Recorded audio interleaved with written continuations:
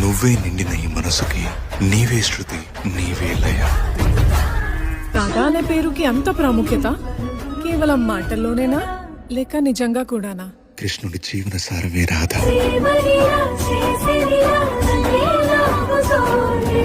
ఇది నువ్విచ్చే మాట లేక విధి విధానమా? నువ్వు దీన్ని ప్రేమనే అనుకో.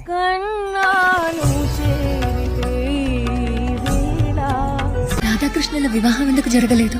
నేను వివాహం చేసుకున్నాను. రుక్మిణి నా భార్య. మరి రాధా? ఎందుకు వెళ్తున్నావు? విధి నా చేతిలో లేదు కాబట్టి. ఒకవైపు ప్రేమ, మరోవైపు కర్తవ్యం. రాధకు ఇచ్చిన మాటను నిలబెట్టుకోవాలి. ఈ వేణువు నీదే రాధా, అలాగే నా పేరు కూడా.